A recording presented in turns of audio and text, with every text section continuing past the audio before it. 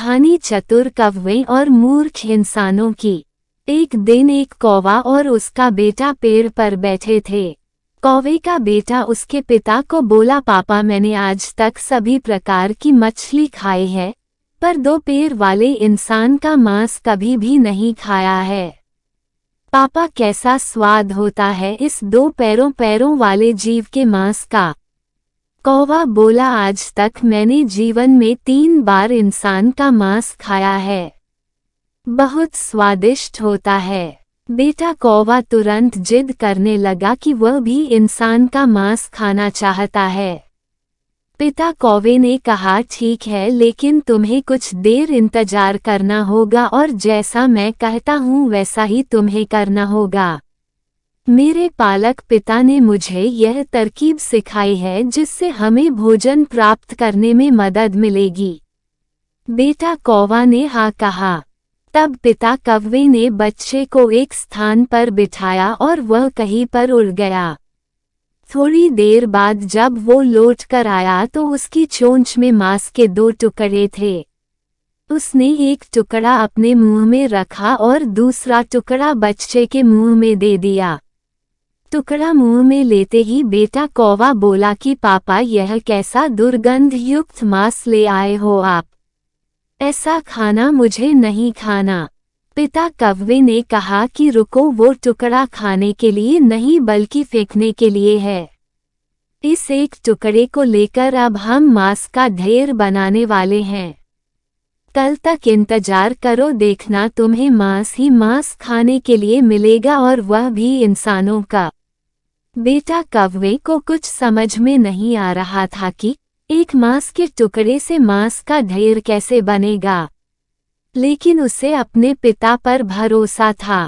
थोड़ी देर बाद पिता कौवे ने एक टुकड़ा लिया और आकाश में उड़ गया और उस टुकड़े को एक मंदिर में फेंक दिया। कौवा वापस आया और दूसरा टुकड़ा उठाया और दूसरा टुकड़ा एक मस्जिद के अंदर फेंक दिया। फिर वह आकर पेड़ पर बैठ गया। पिता कौवा ने बेटे से कहा, अब देखना कल सवेरे तक इंसानों का मांस खाने को जरूर मिलेगा।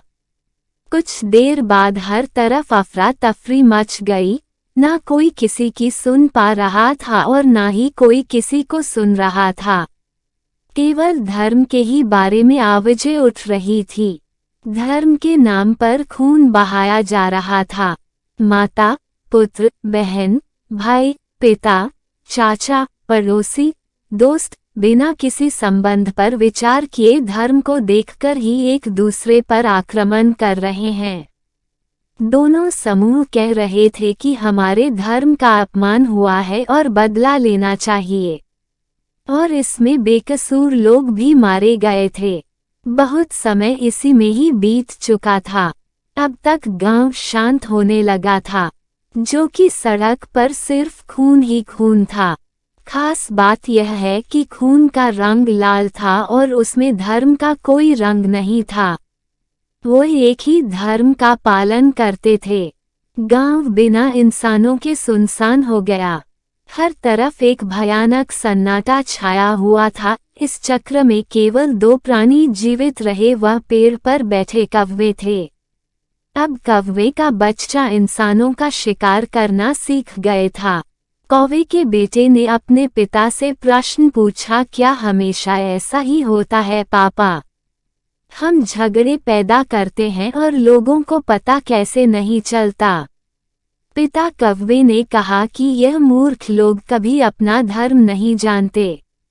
इंसानियत पीछे रह जाती है और वह जो नहीं करना चाहिए वह करते हैं, और हम जैसे एल उनका फायदा उठाते हैं। उन्हें इस बात की भनक तक नहीं लगती।